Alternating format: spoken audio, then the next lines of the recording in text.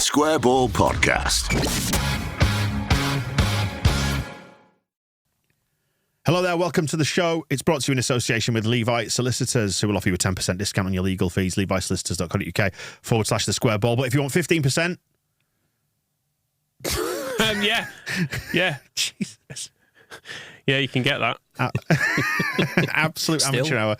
You can get 15% on the big three, Michael. The big three, the Will's Probate and Conveyancing. Yeah, you can get that. Yeah, it's an additional discount on top of the usual 10%. Total 15, that is. That's not 25. Should stress that very, very clearly. Phil, what's your favourite? There are going to be some confused people calling up Levi's later saying Will's what Dan said. Pick one. Will's Probate or Conveyancing. What's your favourite? And don't pick the closer whatever you picked last week, don't do that one. I can't remember what it was, but the closer I get to death, the more I go for Will's. Good stuff. Everybody should have a will, especially if you like owning a house, anything like that. You want to make sure that your stuff goes to the people that it's meant to go to, that you want it to go to. Amen to all that. Yeah, levisolicitors.co.uk/Monday Club, which is the URL we're using for these shows with Phil at the minute. We will get that changed, but yeah, just roll with it, even though it's Friday. It's Friday lunchtime, by the way. We're recording at 12:30 here. It's always worth time-stamping these things because things move quickly in pre-season. And pre-season... Do they? Feels pretty slow to me. I was just going to say, yeah. It's glacial on the surface, isn't it? At first glance, it looks glacial, but as soon as like Football League approval comes through for the takeover, you feel like that's going to be the first domino to fall. Yeah, if somebody's filming this with a time-lapse camera, we can watch it back in a year's time and it'll look like everything happening in very, very fast motion, as opposed to glacier moving down the mountain over a period of about 800 years. I mean, I listened to the show that you did earlier this week, and any progress on the Manning transfer? I mean, football's worst kept secret, was it that I described it? I think so. Shouldn't have said I it. think so. I knew. I know. We probably shouldn't say anything, should we? No. We'll make for a very good show with It's it. just an advert for Levi Solicitors, and that's it. Yeah. Just call it a day. Yeah. I think actually it's true that as time goes on, kind of real-time newsy podcasts become harder and harder to do. I mean, imagine if you'd been doing a podcast over the past week on said BBC presenter. Imagine how out of date they'd have been very quickly. Yeah, I'm glad we didn't really talk about that. Yeah, we can get into that if you want. So what did you make of the Man United friendly through the week?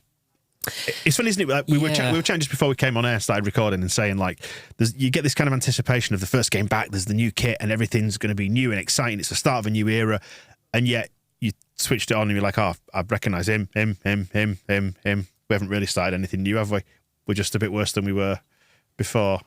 There's certain traditions with pre-season. So one of them is this tendency to try and read things into games that don't make it easy to read things into them. I was saying that at the end of the game, it was like an absolute classic of the genre, that of how much do you read into this and do you draw any conclusions? I think you can certainly draw conclusions about the depth of the squad and the need for transfers and so on. But when it came to the game itself and the tactical structure of it, particularly from Farke's perspective, because that was our first glimpse of him, I think there are things you can see, there are things we can talk about now, but there are an awful lot of games in pre-season that either don't match up with what comes in the season that follows, and I don't necessarily mean tactically, but you know, your perceptions of individual players can look poor in pre-season and then great during the season itself, or vice versa.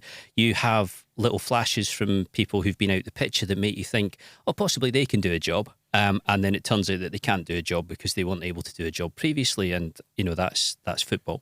And in the end, you know, I think you said to me beforehand, there'll probably be a bit of a meltdown after this game because we'll lose. It'll be a weak team. And, you know, that kind of accentuates the negatives, which was probably true.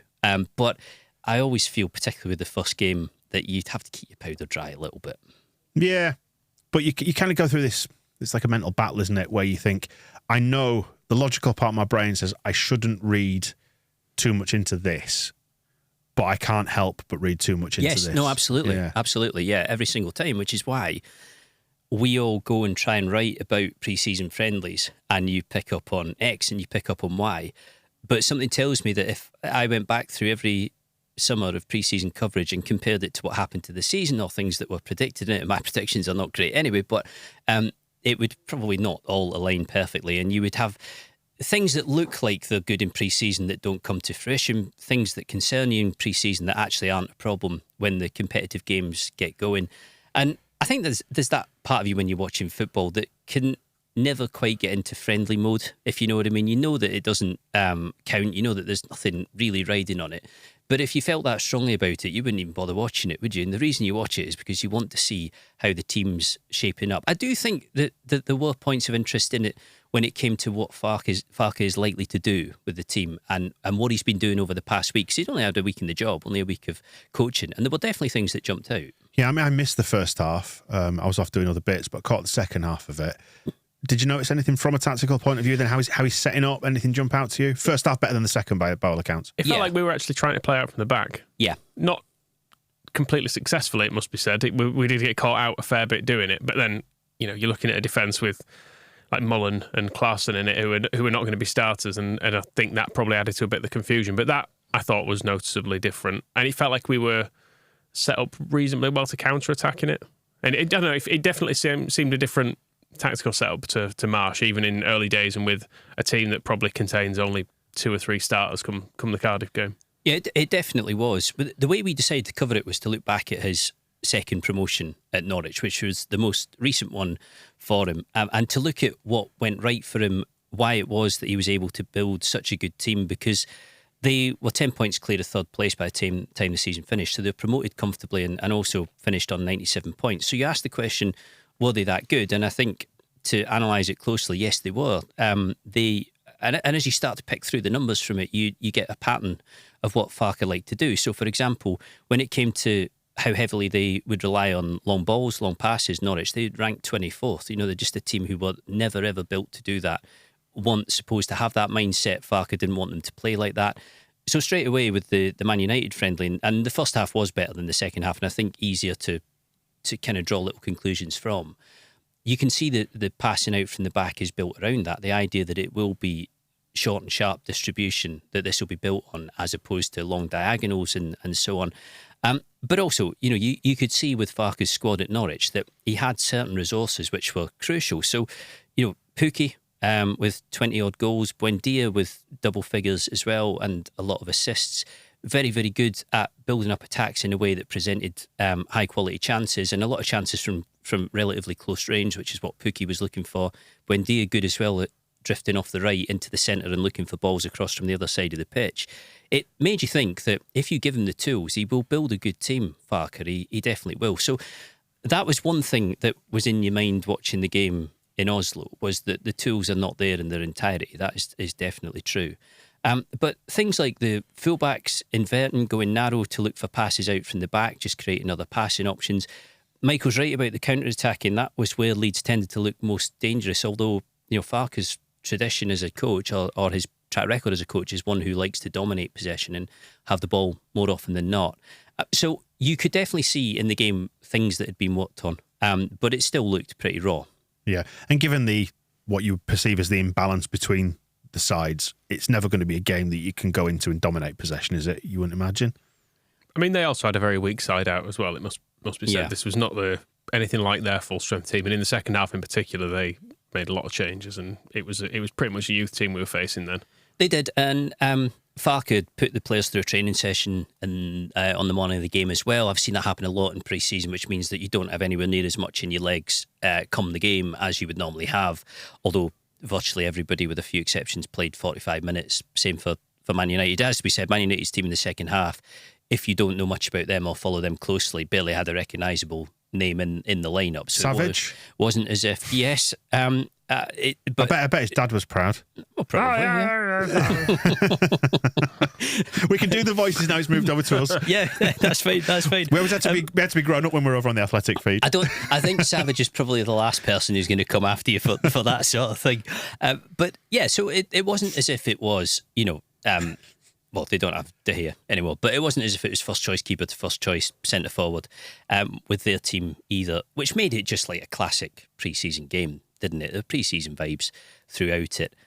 It was very, very expensive, the tickets for the game. I don't know whether people will feel like it was money well spent. But it actually breaks my heart a bit to think of paying £80 for that. Well, for what felt like more or less a training session. More expensive than I think we paid for the most recent playoff final that we were in. Kind of breaks my heart, the thought of paying £80 for any football game particularly, but maybe that's just the way the value's gone.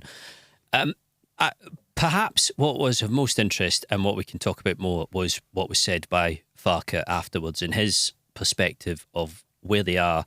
And I don't mean after one pre-season friendly, i.e. how the team was looking on the pitch, but where they are as a club when it comes to being prepared for the next season. From a coaching point of view, he said not enough hours in the day, to paraphrase what he said. Well, there aren't other. Yeah. I mean, this not even coaching. From the point of view of everything at Leeds, not enough hours in the day. A summer that just doesn't have enough hours in it, full stop.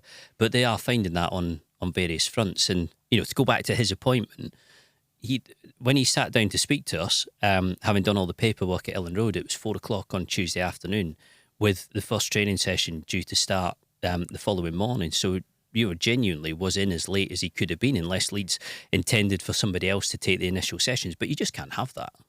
So what do we put that down to then? Is it the takeover, the lateness of the takeover, the timing of it? Because people will naturally look at it and will say, this should have been done sooner.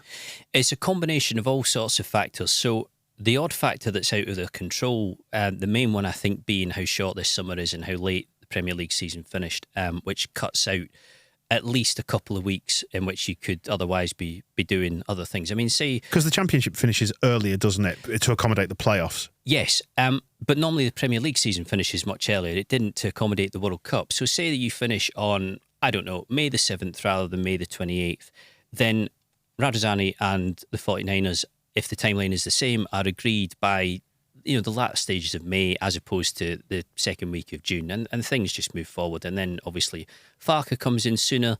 It's not as if Farke coming in sooner would have allowed him to have done any more coaching, because the players were only just back at the point where he arrived. But everything just becomes a little bit more orderly. And then, of course, transfers as well. And while there have been plenty of outgoings, and we've had more this week, as we speak, we're still to see any incomings. But just to answer the question properly as well, yes, the delay, the takeover, absolutely. But also Leeds suffering from what clubs always suffer from, and the price they always have to pay when they get relegated, which is that it does cause a lot of flux, a fair amount of internal chaos, and an awful lot of hard work. There's no stable platform on which to build here. Do you think they are in danger of losing control of the narrative a little bit now because nothing has moved? Whenever nothing moves, you're always in danger of losing the narrative. And when nothing moves, invariably you do lose the narrative. But you can regain it fairly quickly by actually starting to look active and starting to make things happen. There are times, I think, as a club where you have to grit your teeth and stick to the course, particularly if you're confident that it's going to work out. Which is to say that if we got to the start of the season or the end of the transfer window and the squad, the team, everything else was looking good, and we generally felt that they had what they needed, and Farke had the resources that he needed, then you're not going to get the same sort of descent, are you? People will look at it and go, okay, well, it's worked out. But what we've got at the moment is the natural anxiety, which, to be perfectly honest, I've seen in so many summers at Leeds, that natural anxiety of knowing that things need to be done, not having 100% assurance that they will be done, because who knows really what is going to happen from here in the transfer market, and what are they actually going to be able to do, what will they actually be able to get over the line. The anxiety of fearing that the season is going to be lost to the churn and I guess the delay in various things, notably the takeover and transfers. I was chatting to somebody on our desk yesterday, and I was saying to them, in my experience at Leeds, this always happens. The summer is a pretty tense time. And I think the impact of 15, 16 years in the EFL, when a lot of the time things were not great, things were not positive, and a lot of the time there was a kind of limit of ambition, stroke none, at Leeds that you could see, has definitely affected the psyche of people. So the person I was speaking to said, it's funny how at the start of every season, every supporter thinks, we can make the playoffs. I think we could be good enough to have a go at the top six. And then, the club end up finishing 19th, and it was all pie in the sky. Correct me if I'm wrong, but I almost feel like it's slightly the opposite extreme at Leeds, that everybody is inclined to think, is this going to work out? Well, I was going to ask, are we kind of uniquely damaged by the path that we've taken over the last 16 years, 20 years, whatever it is? Maybe. And I don't think it's because people want to be negative or want to be defeatist. I just think that over time, if you think through the Bates era and then GFH and Chilino, even in League One, despite Leeds being comfortably one of, if not the biggest club down there. Dwarfing teams like Yeovil or whoever else. There was never like outright confidence that I will blow this league away, and it was always the 2 seasons where it didn't happen. One of them because of minus 15 points, but also the season where they did go up, did just about everything they could to throw away the strongest position they could possibly have asked for at Christmas. So it does affect you, and it does it does kind of, I guess, colour the way that you think. And I do understand the anxiety, because in no way with the season coming round could anybody say, look at that squad and say it's fine, it's all good to go. What I would say, though, is that there are some good players in it for the Championship. There definitely are. I was looking at Sinisterra, and who knows whether he stays, but I was looking at him on Wednesday and thinking, yes, please. Yeah, I mean, if you look at some of the attacking talent that we've got in that squad, putting it in against the Championship, your objective brain goes, yeah, they should have a right laugh. Some of them, shouldn't they? Like Rutter with a fresh start seems to be in a better place psychologically. He was saying in the post-match interview that he did with Adam Pope. If we can keep Nonto, if we can keep Sinisterra, even just one of the two of them, there's a lot to go out there, isn't there? And there's probably as well a level underneath that who are probably perfectly acceptable Championship subs. If we have to play, if Poveda stays and has to come off the bench in a dozen games, he's probably fine. And if same with Jamie Shackleton, and I think these are people who we might be trying to move on. But if they are still there, it's not like they're completely useless footballers with no role to play in it. I think we've got used to having a better quality of player in the team is the thing, and you forget that the Championship doesn't necessarily require that. I think the quality of individuals is great when you're talking about people like Sinisterra, and I also think Verba would be a really, really big player to keep in the defence. There are good players there, but it needs to be a good team, and I think that among many lessons, that was one of the lessons from the season just gone, Leeds getting relegated, was that, again, if you go through the squad, it's not as if you would write off every single player and say hopeless, terrible signing or whatever else. There were good footballers in there, but it never formed into a reliable or a kind of trustworthy 11. There wasn't the framework, and you definitely don't get out of the Championship with individuals. You don't get out of the Championship with a team. You get out of it with a really good squad. But if you have got a good squad, individuals, the really talented individuals, are what can really get you over the line, as you saw with Norwich, at Norwich with Pukki and Buendia as 2 examples. Yeah, in terms of like the anxiety that's surrounding this season, we know, don't we, that nature hates a vacuum and will fill it with something, and it's the sort of noise that you see on Twitter. The other side to this, and it was covered this week in the article on The Athletic, is the EFL rule change that means you can't really talk about takeovers. So, yeah, well, from this point, you can talk about, not us, I mean, we can say what we like, but clubs can talk about it even less while it's pending. You'll remember that on, I think it was June the 9th, when the provisional deal, or the deal in principle between Acer, Radrazani and 49ers Enterprise was announced, there was a very, very short statement that went on the club's website, which seemed to me to make total sense in as much as it had been agreed it was now moving to the EFL to be ratified. It seemed perfectly reasonable and sensible to say to people, but mainly the supporters, look, this is where we're at, this is what now happens, so that everybody could at least feel reassured about the fact that this takeover that was being discussed was moving ahead and was at some point going to be completed. It didn't get much attention, this, but there are always changes every summer to EFL rules at the AGM. They always introduce new rules or remove other rules, tweak certain bits and pieces. And one of the rules that was introduced this summer, and I don't think Leeds will fall foul of this because I'm pretty sure that their announcement came before this was agreed. Well, I was going to say, Phil, the AGM was on the 8th and the announcement was on the 9th. So yes, it would happen the day before. So I don't know if it was communicated to Leeds, whether they were at that meeting. I guess they would have had to have been because we would have been formally accepted back into the EFL and got the share then, wouldn't we? Yeah. Whether or not it had actually been imposed, I don't think Leeds will get punished for this or fined for it because of the time frame. But I might be wrong, so we'll find see. A way. Well, they might do. The rule now says that you cannot, and this is perfectly logical. You cannot sell a club to another party without EFL approval. That's fine. But now you cannot announce the sale of a club to another individual or party until it has been formally approved by the EFL, which means that you're not allowed to say this deal has been struck in principle subject to EFL approval. So had Leeds followed that. And well, this next summer, for example, we'd be in a situation now where people would be briefing us saying, look, this is agreed and it's waiting for EFL approval. You'd be reporting on that, presumably. Not just me, everybody would be reporting so everyone's saying, this is happening, but the club would be saying nothing. There would be nothing coming out of the club. There would be nothing in the way of even a 2-3 line statement. And I can kind of see why the EFL are doing this, and they are getting stricter and stricter about owners and directors tests. Is it to take the heat off them? Is a fair question. Are you going to answer it? Or? Well, down the EFL conspiracy route yet again. Possibly, because they might say in this instance, to use Leeds as a relevant example, they get thrown the takeover on the 9th of June at the same time as Leeds are kind of saying, and we could also do with this being processed as quickly as possible because, time's ticking, the transfer window's opening, we need a head coach and everything else. And the EFL might, and I think fairly, say in response, yeah, but the process is the process, so it takes as long as it takes. And yeah, we can try and expedite some of it, but we have to get to the end of it in the way that we would with any other club. So, I guess over time, and as you see now, it does turn a bit of fire on the EFL, doesn't it? But the situation you've just described, Phil, will do nothing to change that. It'll actually only make it worse. They're probably trying to do it to deflect this type of attention.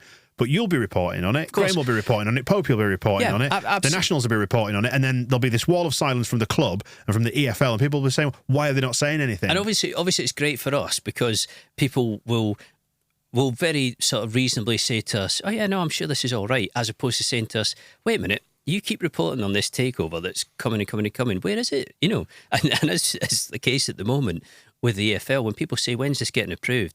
I have no idea. It's strange this time around as well because you've got high-profile individuals who are invested in it, breaking cover as well. It was Russell Westbrook, he's called, isn't he? I don't know anything about basketball, so I've no idea who he is. The 14th highest-paid athlete on the planet, according to Forbes. He's doing all right then, yeah, I guess. And Jordan Spieth's not lacking a few quid either. So you're hearing these people coming out and saying, "Oh, I've bought a bit of this," and you say, "Well, not yet, you haven't, because it's not approved." They're perfectly entitled to say that. I mean, the EFL, I don't think, can say to a NBA player, you're not allowed to say X, but they would certainly prefer that very little of this was communicated until it was official, and mainly because if it was to all fall apart, and nobody on either side is suggesting that there's any danger of that at all, but you've seen takeovers at other clubs that have not been approved, and takeovers that have been opposed and have collapsed because the EFL have either said no or things have gone wrong.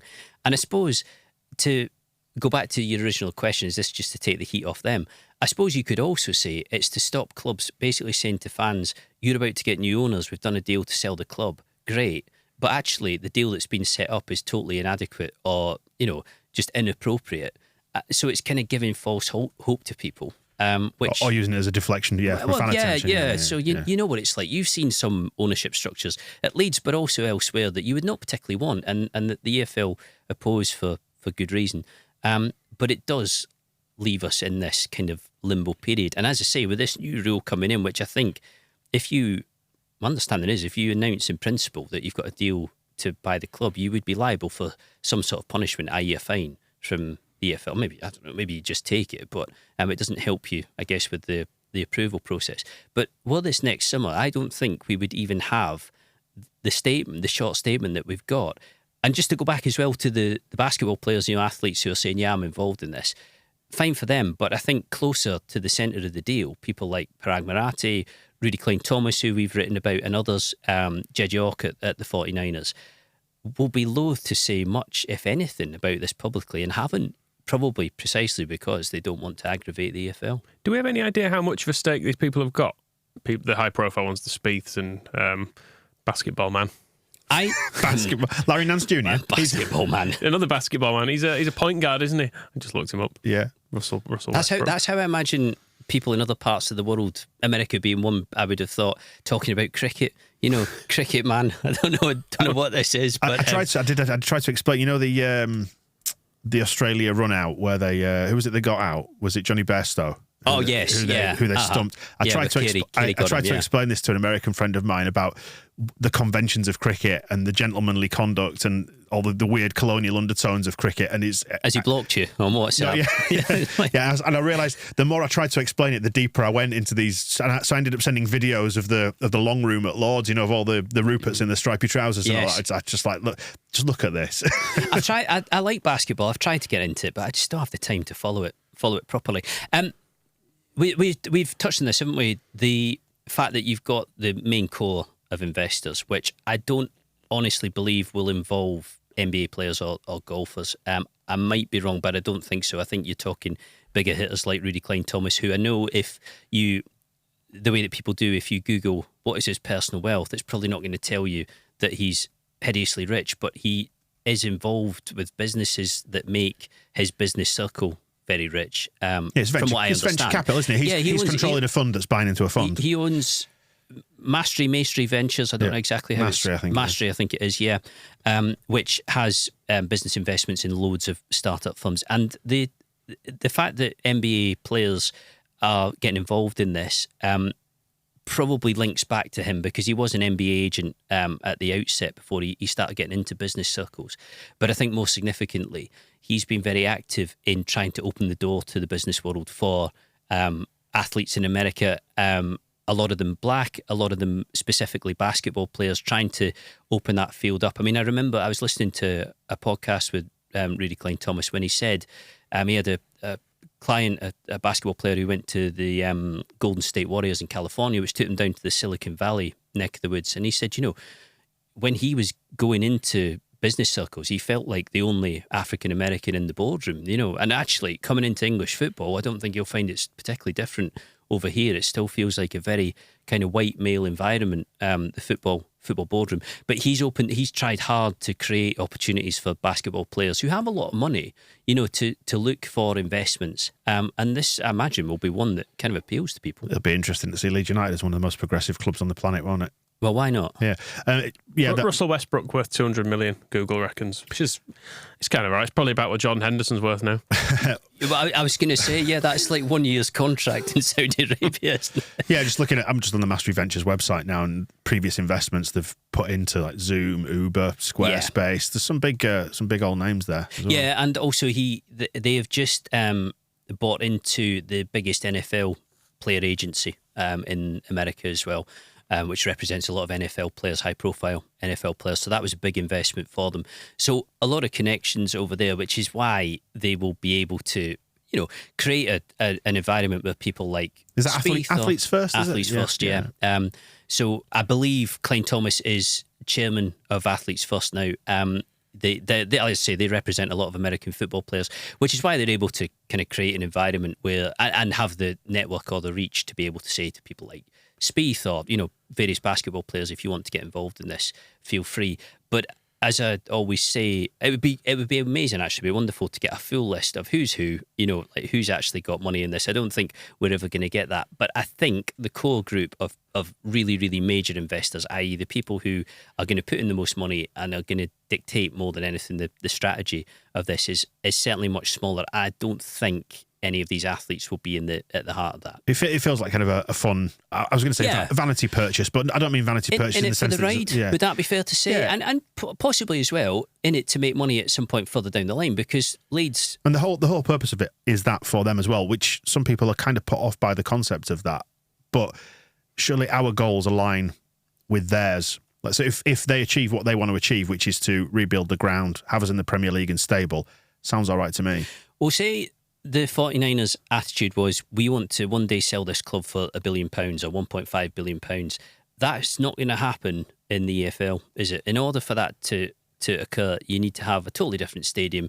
You need to be playing and established at a totally different level. So I think you're right, and I don't think the 49ers would pretend that this is forever. I think they would probably accept themselves, and not a lot of choice really. If football keeps going the way it's going, particularly with state or borderline state ownership, the amount of money you're going to need to buy and own and run and compete with a major football club is going to be unbelievable, really, and improbable for just about everybody to even consider amassing.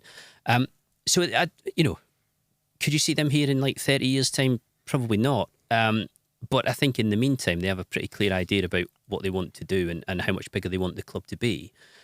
And if you, given that Leeds are valued at the moment at £170 million, if you've put in X amount as a fringe investor, a small investor, and the club gets sold for vastly more, then perhaps you make some nice cash in it. I can never tell really how much a very wealthy athlete would care. But then Michael's just mentioned Jordan Henderson potentially going to Saudi Arabia. Money's money, isn't it? But some of them might just be in it for fun because they've got enough money to be in it. It's the sort of thing where you rebuild the West Stand, you put the nice seats in it, and then these are people who can fly in a few times a season or whatever and admire the thing that they own. It's like just a bit of a knockabout for them, isn't it? And you get a bit of social media traction and a bit of attention. Just talking about Saudi Arabia, by the way, I think was it yesterday that I messaged you and I said, I hope what's happening with the Saudi lot makes the Premier League collapse. And then this is the spiteful Leeds fan in me talking. I hope it makes the Premier League collapse first, but then the Saudi League collapses as well, and the whole thing has a reset. So if we're not in it, I want everyone to have a bad time. That sounds like a great plan.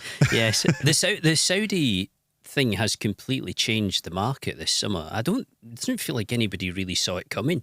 Either it's taken certainly the European game by surprise, and Rodrigo now gone to Qatar, where the money will be good, no doubt. But I think the thing that's really struck everybody this week are the reports about Henderson from Liverpool out to Saudi Arabia, and the fact that his salary at Liverpool, which cannot be small, is going to quadruple, being quoted at like £600,000-700,000 a week. About 36 million quid a year we worked out, didn't we? That's a lot of money. Tax-free, presumably, as well. And you would assume that's more than, say, Haaland earns at City a week. And given that you'd always looked at Haaland and thought there can't be many people who earn more money than him, there potentially goes Henderson, and there's the cash. So things are changing. Just back to Leeds, then, are you slightly surprised to see Rodrigo go to Qatar, or is it just a reflection of where football is? You go where the money is. I think it is a reflection of where the money is. Yeah, a last roll of the dice at 32. I don't.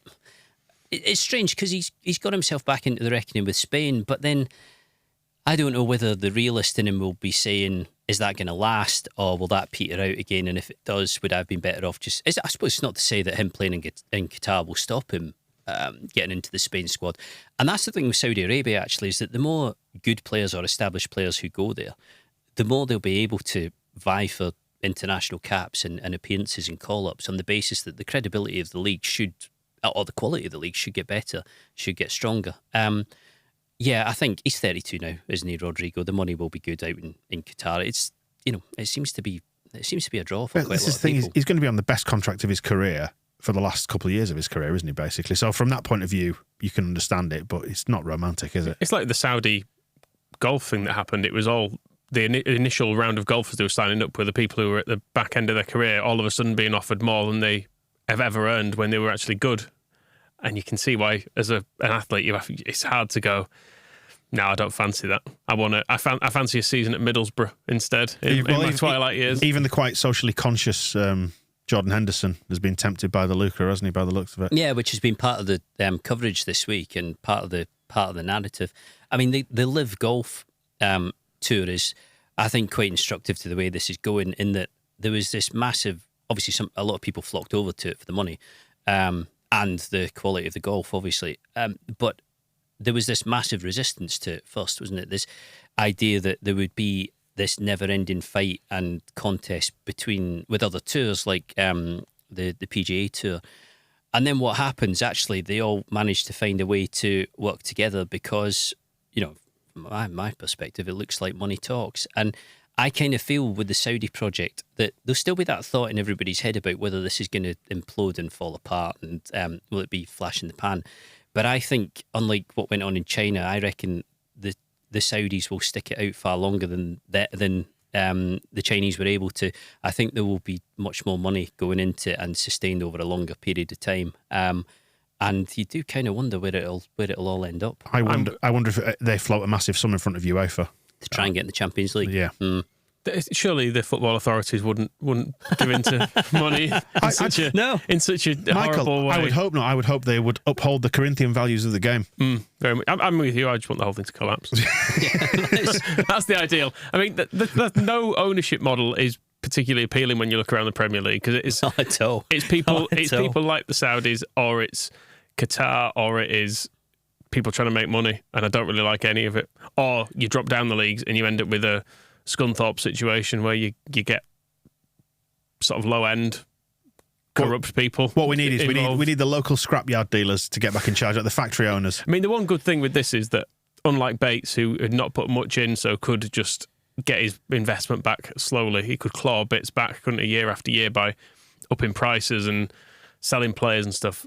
You don't get the feeling there's any point the 49ers being involved for that side of it. They're not interested in taking, 5 million here, 10 million. $1 million a year out of this, are they? Because they're in for hundreds. Yeah, they're in for hundreds, and there are multiple people involved in this group. It's kind of ludicrous that you imagine a day where somebody like Tony Bloom is a bit of a relic in that people going, wow, somebody who supports the club actually owns it. Like, how did that ever happen? Yeah.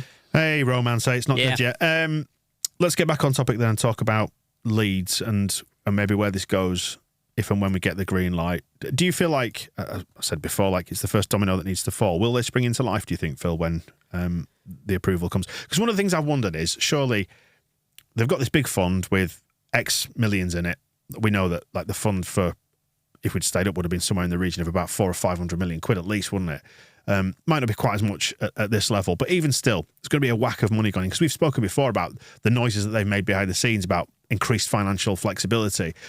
And yet that kind of runs counter to what we're seeing at the minute with the comments that Farke made, which almost implied it's we've got no money at the minute, it's one in, one out. Do you think that because the deal's not complete, it's not been ratified yet, that all the transactions have taken place maybe, the money's not in, that gives Leeds that little bit more wriggle room? Because he seems to imply the opposite. It becomes harder and harder to speak for them, really. I mean, I know what we've said about the EFL just now, and the kind of difficulty with anybody in the middle of this process when it's not complete being able to say much.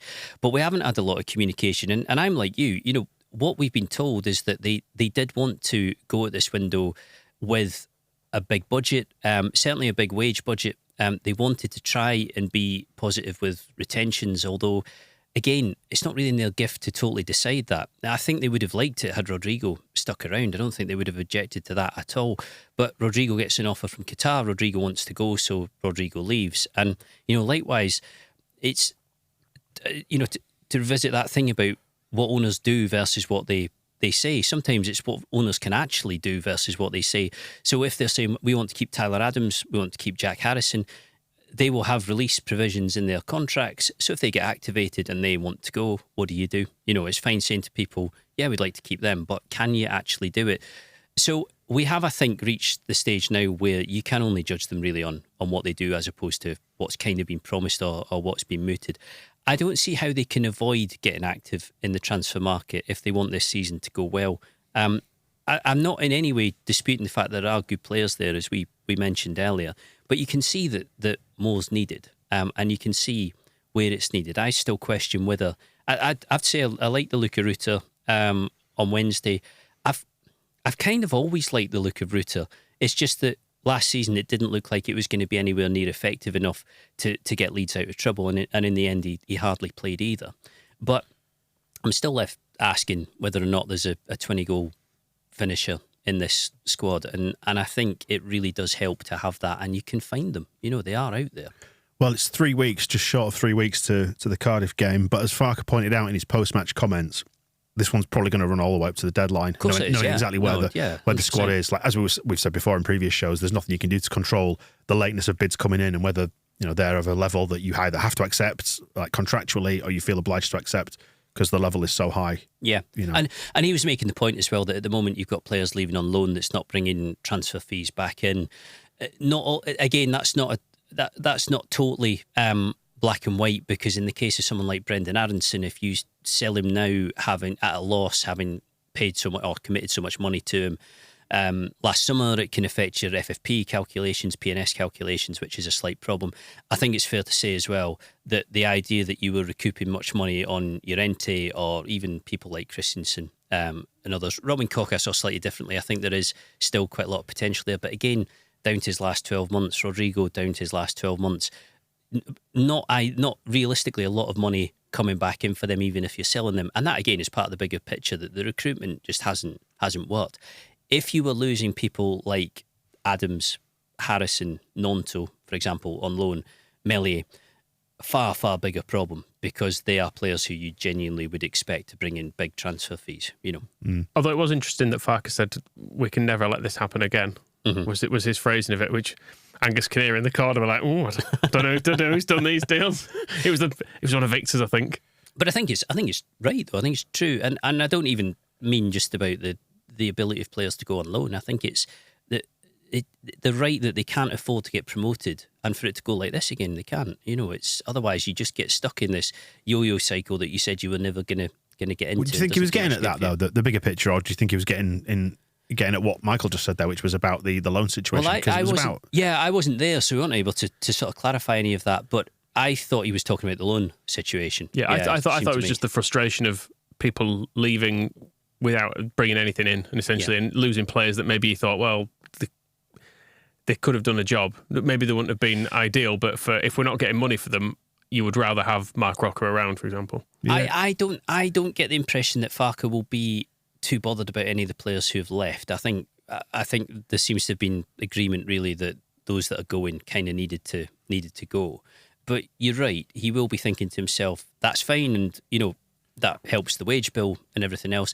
But on the other hand, you need to see players coming in through the door. The only thing is he's been in for like 10 days as head coach, so he can't have come into this blind. I mean, he must have known what the state of play was, and he must have known that it was going to be tricky. And actually, go back to his first interview with us, back on the day that he was appointed, it was, you and I have said this a couple of times, there was definite managing of expectations in there, and trying to say to people, if this isn't perfect at the start, then A, don't be surprised, and B, please be a little bit tolerant of that. One thing you can say for the Championship is that it is possible to have a not brilliant start and still have a good season. That you can, if you look at the way Forest were bottom of the league and managed to get themselves up, and even Sheffield United going up last year, just look, they lost 11 games last season. So there is scope for it to not start necessarily brilliantly. Well, in fact, we've got a first-hand example because we did the guide, didn't we, which is on the podcast feed and the video feed for the game where Farke's Norwich beat Bielsa's Leeds at Ellen Road. And that's the season where we went down there at the start of the season. It was his second, wasn't it, at Norwich? Yeah. And beat them 3-0. And they'd had a really indifferent start, and he was in danger of getting sacked he was, at Norwich there, because they went to Ipswich the game after us, after we'd beaten them 3-0 and drew 1-1, which probably just about saved his job. And then they ended up romping the division. They went on a massive run later on, didn't they? And just ran away with it, and we didn't go up, obviously. Yeah, other examples, I can remember the year that Leeds were second at Christmas under Grayson, a game against Scunthorpe that Leeds won, but all of us kind of sitting in the press box saying, whoever loses this game, somebody's going to be in a bit of trouble after it. Remember a really bad start under Gary Monk, him looking like he might be for the sack until Rob Green picked that one out of the top corner. It does go like that. I think that's why with this, it would be sensible to say if it starts reasonably well or well enough in year one and then delivers in year two, that's fine. I think what will be hard for people to tolerate is if it just doesn't look like it's getting going next season at all, or if it looks like this summer has affected the season too much. But you're right, it doesn't need to begin like a house on fire. I think Farke will be conscious of that, but it does definitely need to click at some point, and it's only going to click at some point if you've got the balance of the squad right.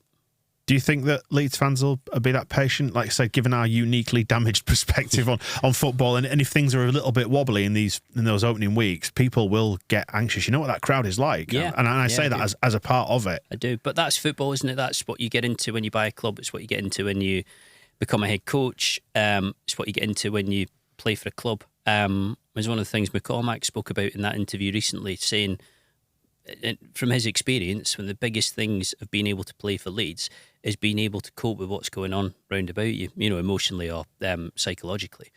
And I definitely think allied with talent, that's definitely true.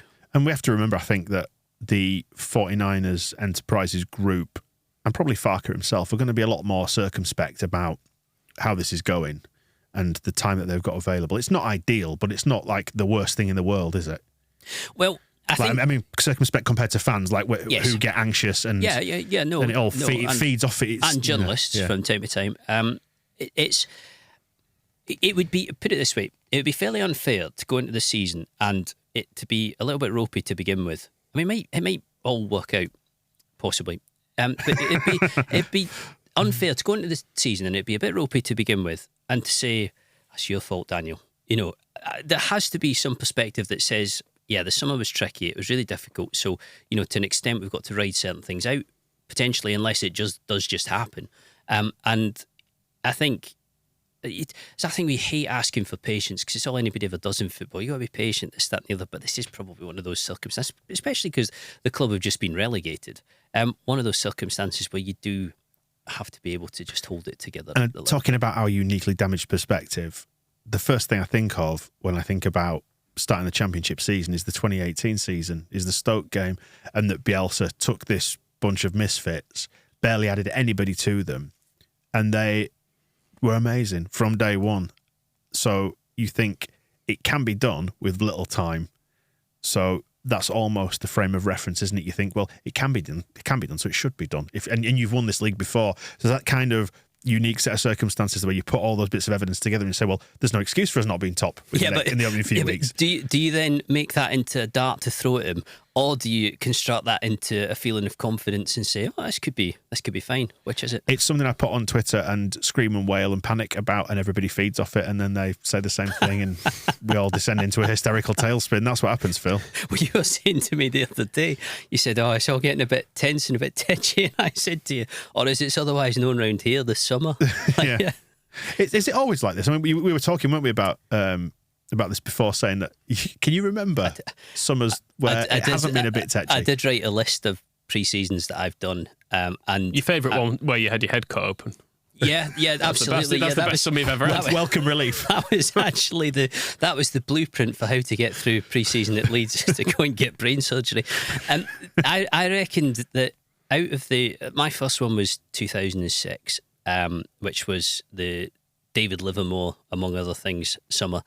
I reckoned about 80 to 85% of summers have been, at the very least, a little bit fraught. There have been some good ones. I thought 1920 was good with Ben White. Took Harrison back on loan. Got Costa, who was good in the Championship, did a job in the Championship. Nketiah was a good signing, just didn't play that much.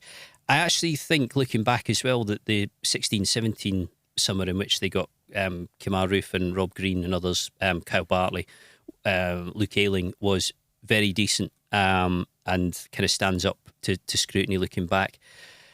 But, but everyone still goes into all these going, we're not acting quick enough. No. But so probably, people are looking at, because Southampton are hoovering up Man City's young players now and spending £15 million on them, and they're going, well, we're getting left behind.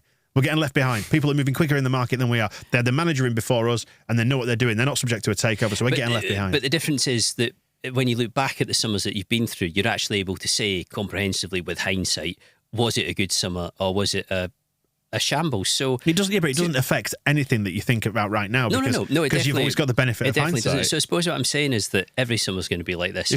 Every summer. I mean, the one that jumps out to me more than anything, I don't ever include 07-08 in this because that was the 15-point deduction in administration. So that summer, from a footballing perspective, was absolutely impossible. And the fact that Leeds got anywhere near automatic promotion the next season was sort of borderline ridiculous. But 2011-12, when it took so long to get anybody through the door, the first signing was Rahubka, second choice goalkeeper. They just could not get it together. Even Sean Harvey admitted after that, it'd been an ugly window. Losing people like Gradle, losing Schmeichel. There's been an awful lot of summers where it's been hard work. Yeah, definitely.